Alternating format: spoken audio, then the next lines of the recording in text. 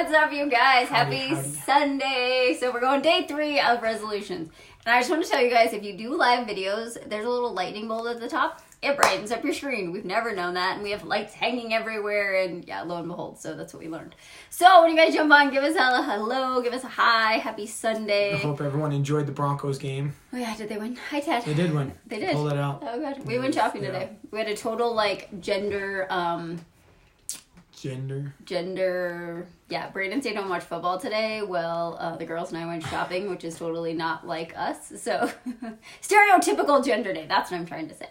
All right, guys. So, we talked, it's day 3 on why resolutions usually fail you, and it's not your fault. So, today is day 3. So, we're going to talk about rules versus boundaries, and then values, and kind of go build on what we talked about. So, the first day we talked about the fact that when we set resolutions, it's usually because we're actually not setting them from the right intention, and they're coming from fear. So we're going to build on that a little more today. Yesterday we talked about the reason that they fail is because we're focusing on the how, or focusing on making it hard and having to hustle. Okay, so today I want to talk about rules and boundaries, and then Brandon's going to talk a lot about values.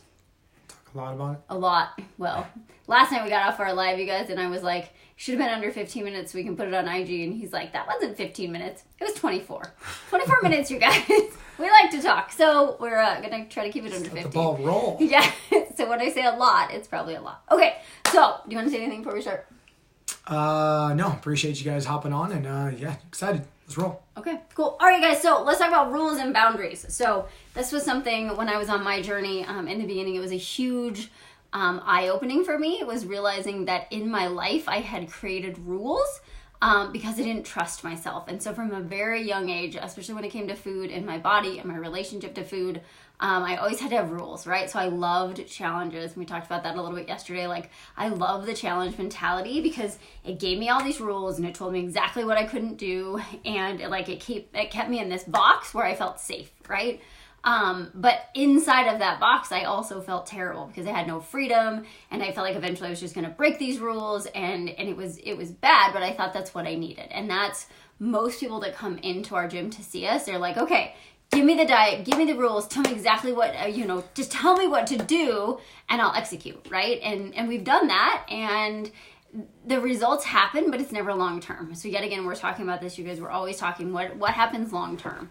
So for me, what I learned was that rules always come from fear, okay? So fear of whatever it is, fear of not being able to lose weight, fear of gaining weight, fear of eating all the chocolate, right? Fear, whatever that fear is when we're talking about health, fear of not going to the gym, fear of sleeping in, fear of not meditating, whatever that fear is, right? Like when we have rules, they're from fear, okay? And when we talk about intentions, we were talking about yesterday, is that like the intentions are different, okay? So rules keep you stuck, okay? They come from fear. The other side of rules are boundaries, right? And in the beginning, you guys, for most people, you're like, boundaries should be good. They should feel good because they're flowy. And we talked about this. Brandon read me a great definition of flow today, which was amazing. So we'll post that for you guys. But boundaries feel flowy and they work with you, and you get to decide, like, is this working for me? Is this not working for me? They come from a place of love where you're like, this is the best version of me, right? Because that's what we're trying to get you guys to do, is to shift into the best version of yourself. So boundaries are like, oh, well, this actually feels good, right? It doesn't feel like it's keeping me stuck, but I get to decide, like, oh, this makes my body feel good. It feels good to eat 3 meals a day. It feels good to have balanced meals. Like, they get to work with you, and you can't ever fail them, okay?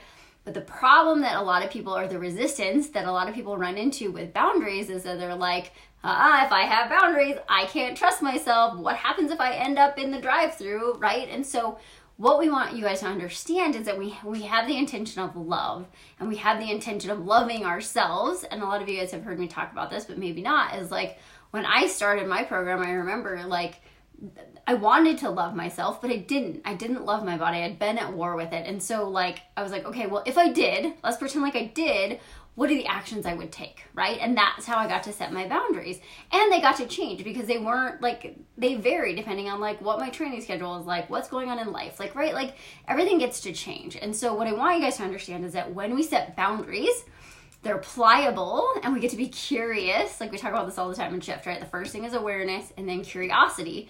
And when we're aware of what we're doing and we're curious, we get to set these boundaries that feel really good. They give us some structure, right? Because we need structure to have growth, right? We can't just be like doing whatever willy-nilly if we're trying to get somewhere, which obviously we are, willy-nilly.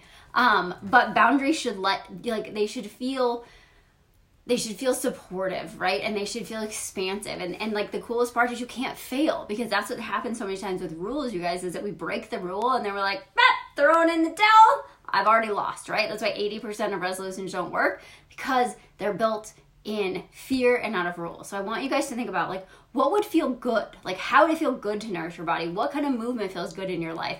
What kind of meditation or calming or slowing or breathing, like what feels good in your life? What feels good in changing your habits around your mindset, right? So lean into the things that feel good, and then we get to create structure around that that's impossible to fail from. Go. Rocked it. So I think build off of what Court said, you guys, is I think the thing that we discuss a lot with our clients that we work with is, I'll be honest, when most people come into our facility and sit down with us because they're used to the atypical, like, well, you guys are gym owners, you guys are coaches, you guys are trainers, whatever you want to label it as, is I'm going to sit down, I'm going to lay out my problem, and you guys are going to give me a distinct diet plan to follow. It's going to be X amount of time long, and you're going to tell me exactly what to put in my mouth, right? And so oftentimes I know people give us the frustrated look of like, we don't do that. Like, we have guidelines, we try to give you ways to go about that, but we come from a place of, we don't need more rules, we need more understanding.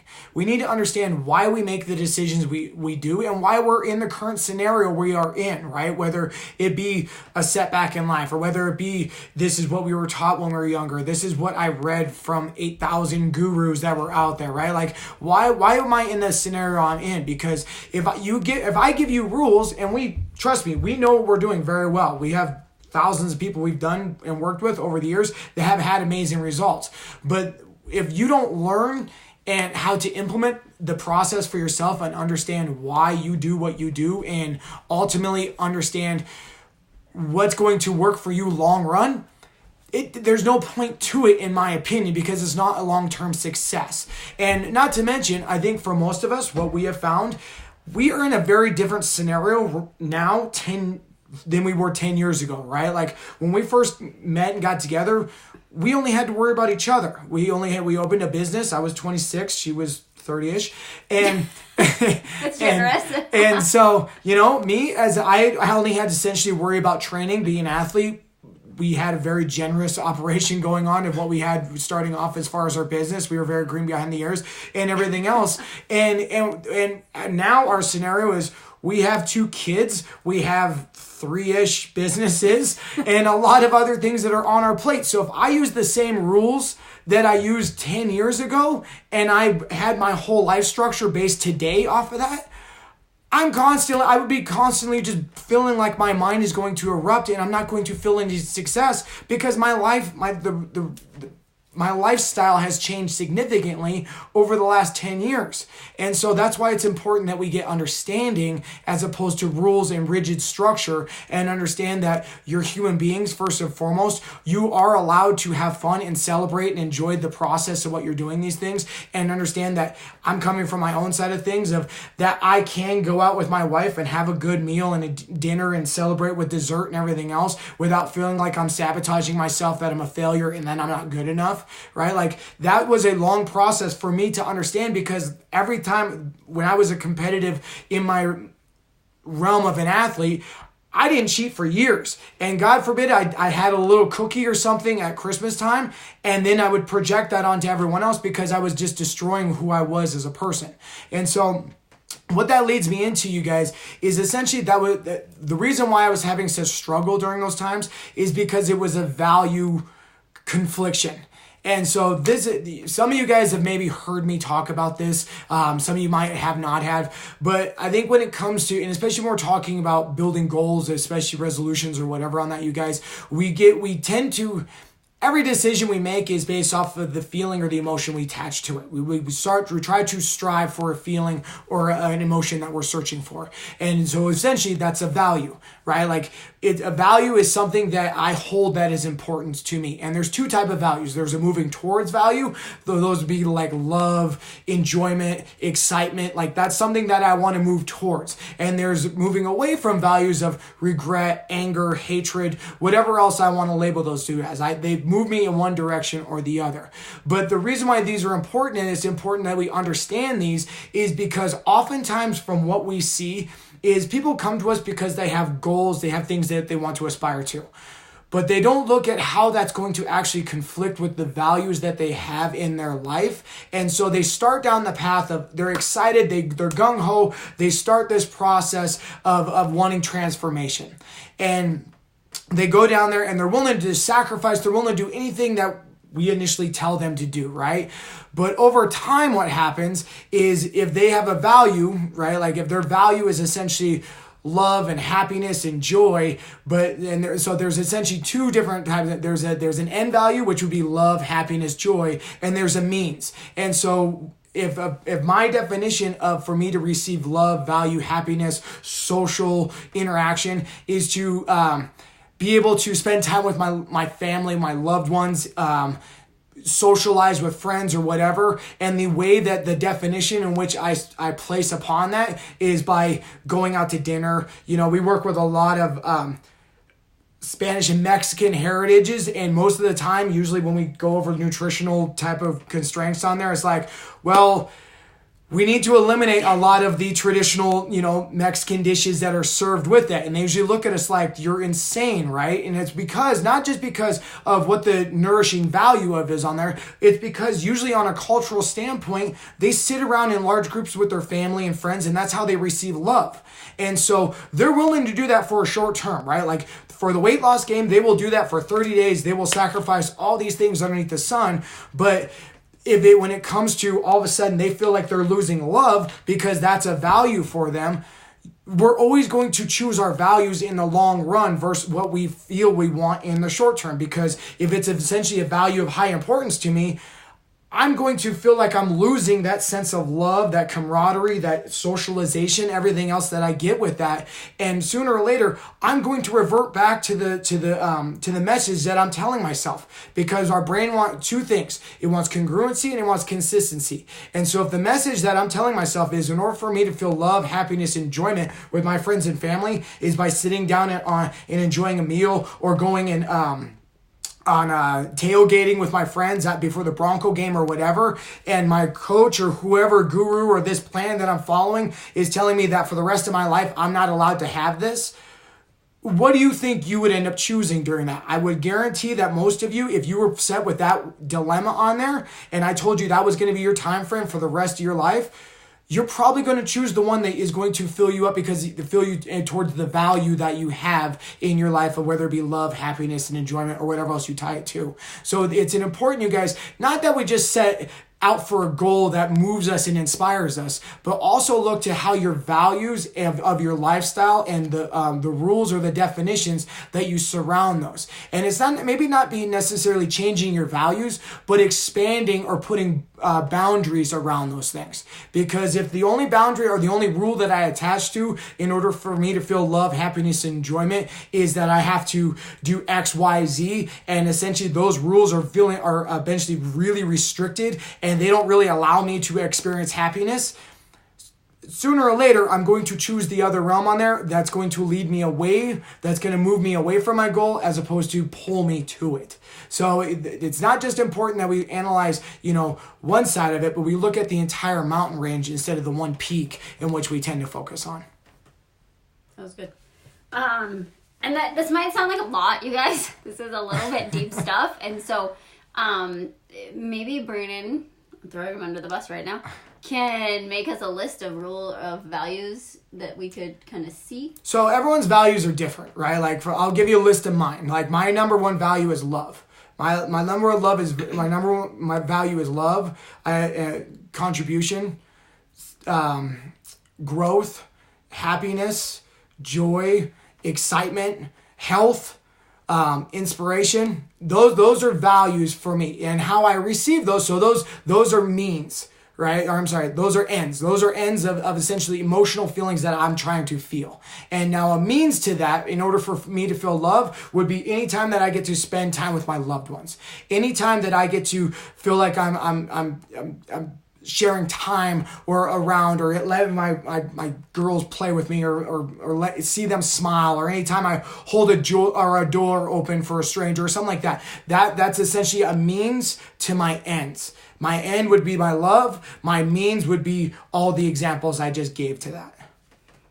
That's good. And I know for me, you guys, when we started talking about this, I had never actually heard this concept, and I was like, so one of my top values is freedom, which is ironic because my entire life I've given myself rules which create lack of freedom. And I was like, well, that makes a lot of sense, which is why I always felt so constricted, because what I needed was freedom. And for me, it was freedom of choice and freedom to be. And like, that's why we're entrepreneurs. I didn't take direction well from others. But like, once I realized that, I was like, oh, wow, this is why I hate this so much, because it makes me feel like I don't have freedom. And so for me, even on the nutrition standpoint, once I could say like, I'm free to choose, right? And that's kind of how we get boundaries, right? Once I said I'm free to choose, I can do whatever I want. I made all the right choices. Well, not always, but most of the time I made the right choices because it was a freedom thing that I was actually fighting against.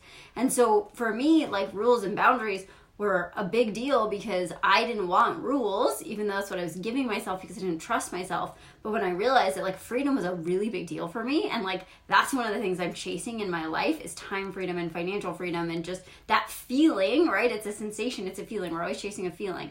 That helped me really understand myself a lot better. So while you guys can kind of lean into that and be like, well, what do I really value, right? Is it love? Is it freedom? Is it joy? Is it happiness? Is it success? Is it abundance? Like, what is that? And then look at how that's playing out in your life.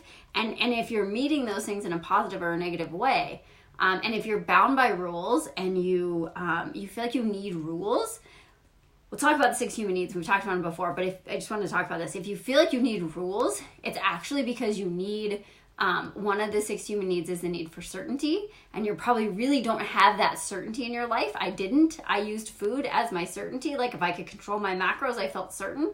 But if you really struggle with like feeling like you need to control things and feeling like you need rules, 2 things: you probably don't trust yourself, and you probably don't have a great, are not meeting your need for certainty in very good ways. So, well, and most people wear that hat of I'm a control freak, right? Like I'm a control freak, I can't relinquish that, and whatever else they label themselves as. And once we label ourselves, it's very hard for us to essentially grow and change because we're owning that.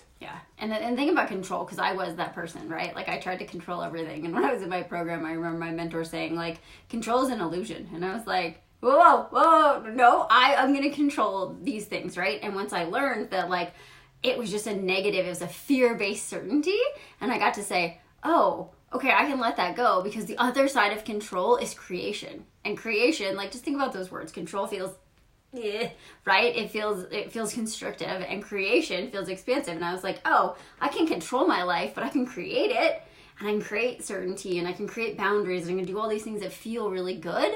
Everything starts to change. Well, and you think about that, you guys, if I'm certain, right? Like, and we all need certain levels of certainty, right? Like, I need to know that I'm going to have a house over my head. I'm going to know I need to do certain things and everything else. But if you're trying to make change, there's 2 F's that basically we go by, and both are basically hypothetical. There's faith and there's fear, right? And in order for us to make change and move towards a goal, we need to have faith that what we're doing on a consistent basis, step by step, is going to yield in the direction that we want to move it towards, right? Like, I don't know how many times I've had the conversation over the years of, but I'm eating perfect. I'm eating all organic and everything else, and I should be down 20 pounds and everything else because of the expectation of what, social media or my friend or whatever got on these things. And it's understanding that it's the consistent compound effect of the things that we do every single day, but they require faith, where certainty and control is usually guided by fear. It comes from a place of restriction. It comes from a place of shackling ourselves to it. It comes from a place of rules as opposed to boundaries. And if we can understand that faith and fear, both are hypothetical, right? Like we both can make them up in our minds, and we can both empower them based off of whatever we need to do on that. But at the same time, by living in the side of like, I just need more rules, we're actually probably shackling ourselves down as opposed to allowing ourselves to actually fly and see what we can actually accomplish. Yeah, and when you have rules, it feels crummy, right? And you're not going to attract things in that energy. And we talked about that yesterday, right? Like, it's all the energy of what we're showing up in. And when you're showing up in this good, high vibe, great feeling, faith-based energy, everything does work out in perfect timing, right? Like the universe, I don't know if you guys follow Gabby Bernstein, but I love her works, and it's like, it's all about faith and showing up that way. And if you're in lack and you're in restriction, like I was that person, like I was so shut down, and it was like, I couldn't bring in all of that stuff and I couldn't receive it, right? Like I was literally repelling it. So that's what fear does to you. And it's really interesting when we talk about this with a lot of our clients, is that, you know, a lot of things that don't look like fear, when we start to bring them down a couple levels, it's like, oh, that really is fear. I mean, I've heard that from probably every client I've ever worked with. It's like, no, I'm not doing this out of fear, right? Because they don't realize it, it's subconscious. And then we start to come a couple layers down. It's like, oh, that really is fear, right? And so really start to look at that as like, what does love feel like in, what is functioning in an intention of love feel like in your world, and what is functioning in an intention of fear feel like? Okay, we are definitely over 15 minutes. Yep. I told you this would happen. All right, you guys. So 2 calls to action tonight.